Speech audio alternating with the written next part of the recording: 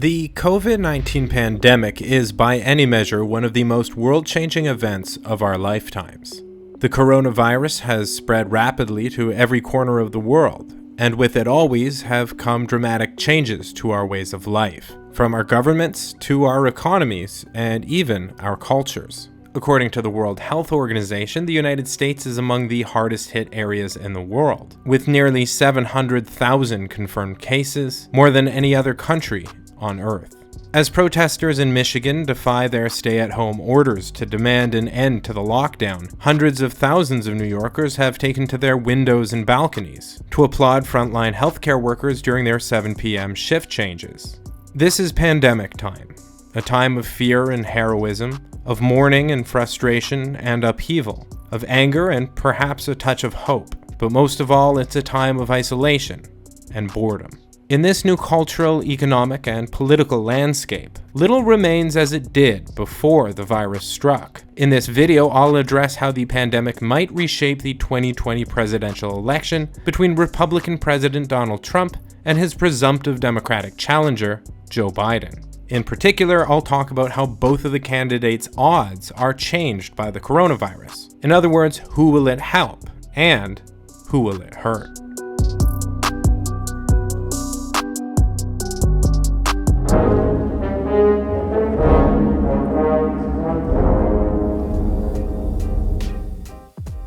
Hey all you cool cats and kittens. Question Time Politics is supported by the patrons. A big shout out, thanks, and 7 p.m. shift change applause to you all, including Zach Wheeler, C-Mac, Torch Camaro, Thomas Lamser, Blue Beaner, Ewan Oliver, Kendall Lowe, Harrison, Peter Georgakopoulos, Thomas Behozevich, Victor Holmberg, Emil Stierbeck-Moller, and Sergio Guerrero. If you too would like to support this work, you can do so at patreon.com/questiontime. One significant way in which the COVID pandemic will affect the 2020 election is that Trump's handling of the pandemic will no doubt become an important election issue. Trump's actions so far have clearly opened him up to a whole new host of criticisms from Democrats. He can and has been criticized for not taking the disease seriously enough, especially in early days. While the CDC issued repeated warnings about how seriously we should be taking the pandemic, Trump tended to underplay the matter. He compared the disease to the flu. He claimed that the mainstream media was exaggerating the problem to hurt the economy. He claimed that once the weather warmed up in April, the disease would magically go away. It's going to disappear. One day, it's like magic, it will disappear. Later, amid a worsening pandemic, he pressed his case to reopen the country for business in mid-April. I would love to have the country opened up and just raring to go by Easter. We lose thousands and thousands of people a year to the flu. We don't turn the country off. You can destroy a country this way by closing it down. Then, while he did keep the lockdown in effect, he hinted that he might fire the country's top infectious disease specialist, Dr. Fauci, and halted funding of the World Health Organization. This is clearly not an exhaustive list of Trump's potential errors in judgment surrounding this crisis. But while it's certainly generally important to talk about how the president has handled the pandemic, for our purposes here, we need only focus on perception. That is to say, we don't need to know if he's handled the pandemic well, we need to know if the perception of his handling of the pandemic will hurt him at the ballot box. Despite the talking points Trump has generated for Biden and the Democrats, the pandemic also gives rise to natural talking points in his favor. For instance, the mainstream media has at times over-criticized his response. When an Arizona man passed away after swallowing chloroquine phosphate, a chemical used in fish tank cleaners, many in the media blamed Trump for the incident. Here was Time magazine's headline, and here's what CBS News went with. Now, it's completely reasonable to argue that Trump was wrong to generate too much optimism about hydroxychloroquine. But he certainly never told people to drink fish tank cleaner. He never proclaimed chloroquine phosphate to be safe or medicinal. The fact that the media hyped up this story plays into the Fox News narrative that the liberal media has Trump derangement syndrome. Such overreactions cause Americans to lose faith in the media, making real criticisms of Trump easier to resist, distort, and deny. Transparently unwarranted criticism also has the tendency to make Americans more sympathetic towards the over-criticized president. So do the American people on balance feel that Trump has been handling the coronavirus well or poorly so far? According to polling by Ipsos, the public has been rather split on the issue. In mid to late March, more Americans approved of his handling of the pandemic than disapproved. Before and since that time, the reverse has been true. Right now, disapproval has an 11-point lead over approval. Still, this does not capture the full picture. To get a sense of whether his handling of the coronavirus hurts or helps his re-election chances, we need a basis of comparison. So let's compare his approval rating for his handling of the coronavirus to his job approval overall for the same period. As you can see, his coronavirus approval is so far quite a bit more turbulent than his overall job approval ratings. His ratings on coronavirus also seem to preempt changes to his overall job approval. When coronavirus approval went up, so did his overall job approval. When it declined, ditto for his job approval. At the moment, Trump's net approval overall is negative 5.2. His net coronavirus job approval is negative 11 points. That means, at the moment, his handling of the pandemic appears to be hurting his overall job approval numbers. But Democrats should not be overly optimistic. As we've seen, Trump's COVID approval has been ping-ponging, and there's no reason to suspect that the numbers have stabilized where they are now. In a span of just 1 month, his net approval on the issue has been negative, positive, and negative again. So there's no telling how Americans will feel in another 7 months from today. One thing not likely to change between now and November is something both Trump and Biden seem to agree on. Both accept the narrative that the pandemic is like a war. Biden himself made the claim during his final debate with Bernie Sanders.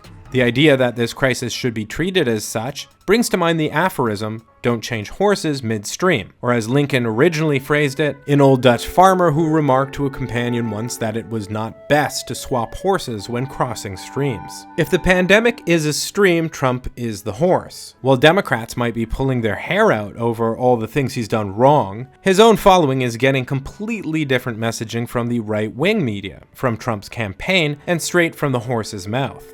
Through all the noise and shifting opinions, it does seem clear that in a crisis, Americans can be expected to be more sympathetic of their leaders, and to be more reluctant about changing leadership. Recall, George W. Bush was re-elected.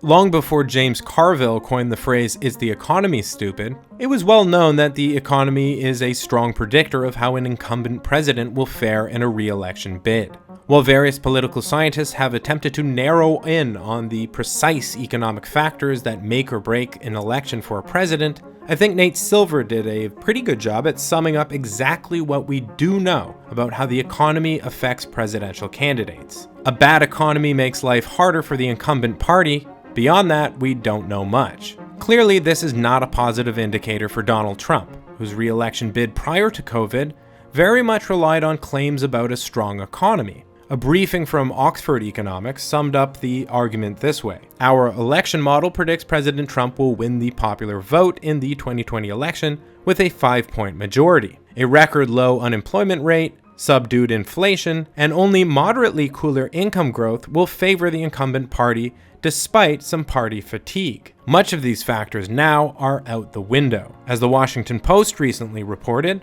the US now has 22 million unemployed, wiping out a decade of job gains. With the pandemic in full force, we've seen rapid increases in the unemployment rate. Fortune reports that the real unemployment rate is likely nearing 18%. The financial downturn is just as visible in the stock market, with the Dow Jones down more than 24 points since the outbreak began. Now, there is an argument that the poor economy will not be rested squarely on Trump's shoulders. Sure, the pandemic has been bad for the economy, but voters might be expected to not blame Trump. Typically, the economy is a big factor because one assumes voters tend to believe that the president has a big impact on the economy, and no one could blame Trump for an economic downturn quite obviously caused by the pandemic. There are two problems with this counterargument. First, the president is almost never responsible for the overall economy and is nevertheless blamed for it. It is difficult to see how any fair-minded economist would credit Bill Clinton completely for the dot-com bubble,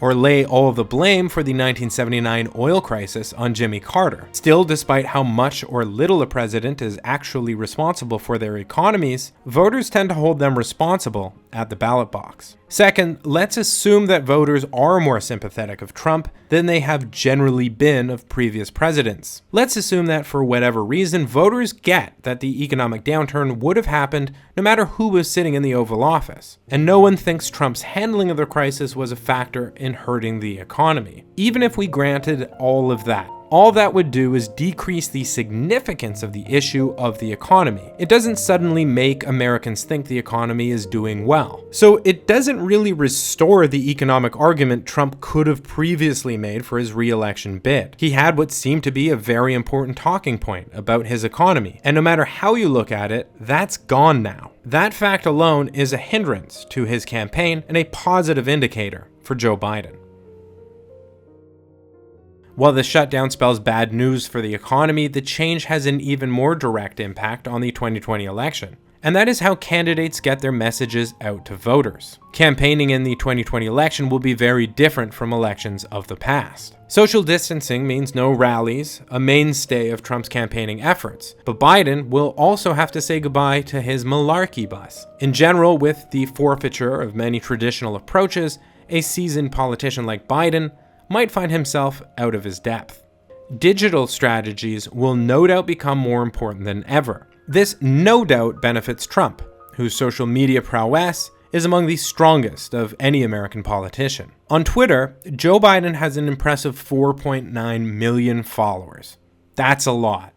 It's also less than 10% of Donald's 77.4 million. Biden's presence on Reddit is pretty soft.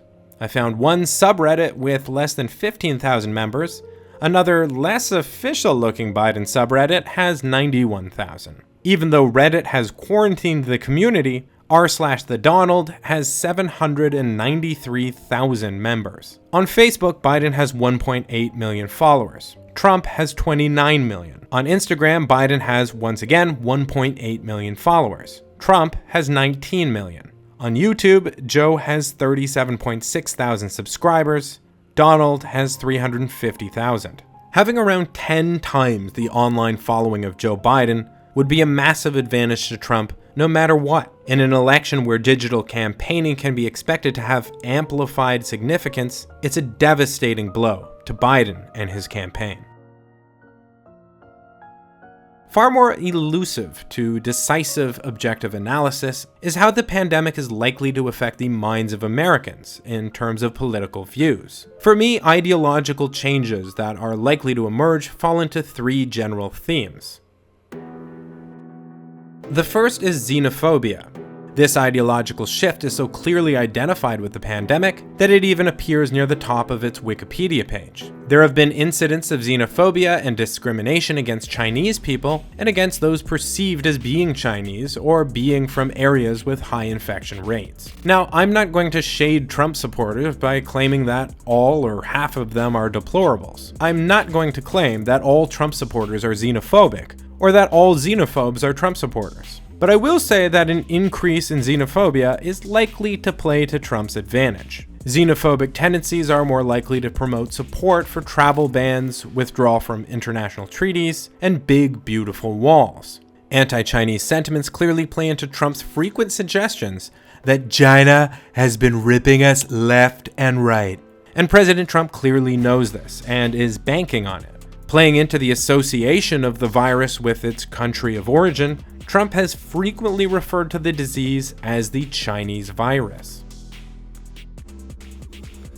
A second ideological shift likely to emerge out of the pandemic experience is support for ideas championed by the left wing of American politics.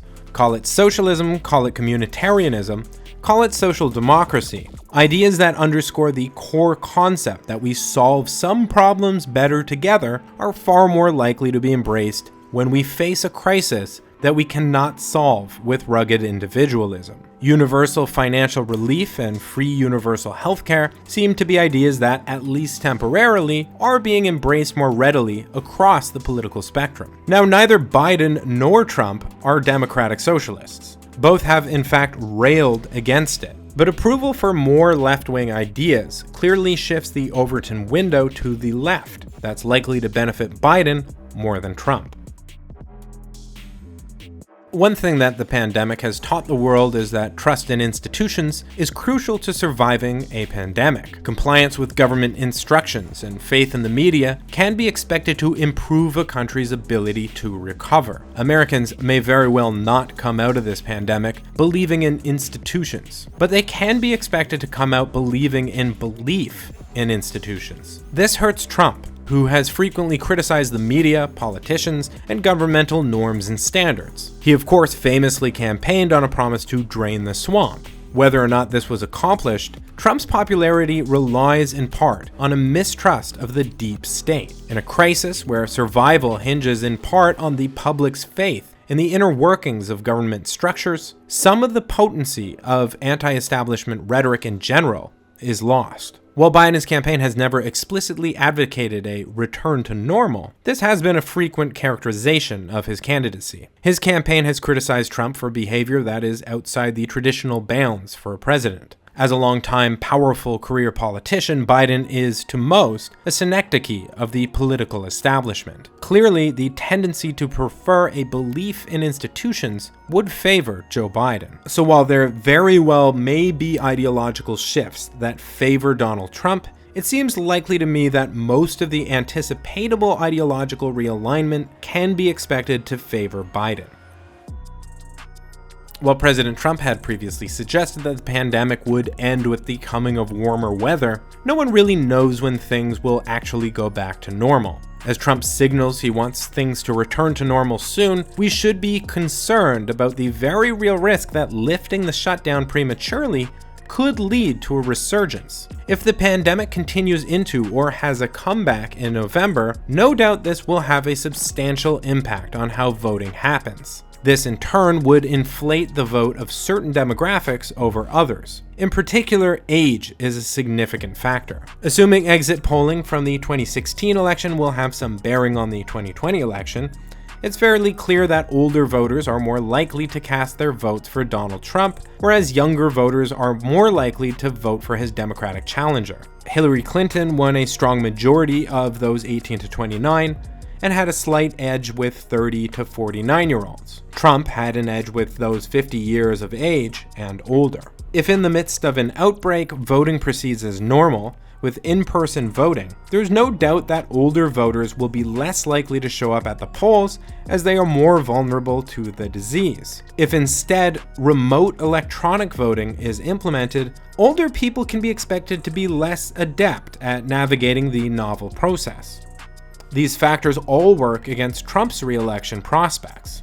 At the same time, some factors work in Trump's favor. With electronic voting from home, there is likely an increased chance of election interference from the Russians. And as Putin himself has admitted, his preference in 2016 was Donald Trump, and there's no reason to think he's changed his mind on that. Still, this is not very likely to happen. Modern electronic options will very likely be resisted over cybersecurity fears, even as voting in person ceases to be viable. But there's another choice on the table. As an option that is both pandemic-proof and Putin-proof, voting by mail has been widely discussed, and there are clear signs that it will be the go-to option for the 2020 election. Just as an example, a county district judge in Texas recently ruled that voters in the state could vote by mail in the upcoming July and November elections, overturning previous Texas election law, which only allowed voting by mail for those with disabilities. An analysis of the demographics surrounding mail-in voting by Charles Stewart of MIT makes it pretty plain who will benefit from an increase of voting by mail. According to his report, there is very little demographic difference in the use of mail ballots. The one exception is related to age, where voters older than 65 are more likely to use them than younger voters. Since older voters are more likely to already vote by mail, that demographic group can be expected to vote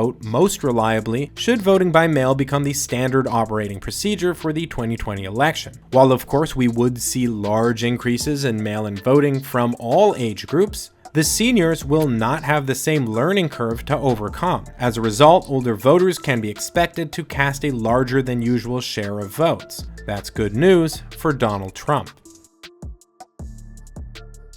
Looking over all the potential impacts the pandemic may have on the 2020 election, it's clear that the factors at play swing in both directions. Some favor Trump, others Biden. As an election issue itself, Trump's handling of the coronavirus appears to be an undecided issue, one that could deeply hurt his campaign or position him as the horse you ought not change. Ideological shifts tend to lean in favor of Biden, and the significant economic issues bubbling up are clearly bent toward helping him as well. When it comes to technical changes for how voting happens, as well as changes to how campaigning is conducted in the coming months, Donald Trump seems to benefit far more than does Biden. On balance, I'd say Trump looks more likely to come out as a beneficiary of these events, but drawing a firm conclusion would seem to be premature. Perhaps the most decisive factor will be the least predictable, the general perception in November about Trump's handling of COVID. That in turn rests, at least in part, on the answer to what should be the most important question regarding the pandemic.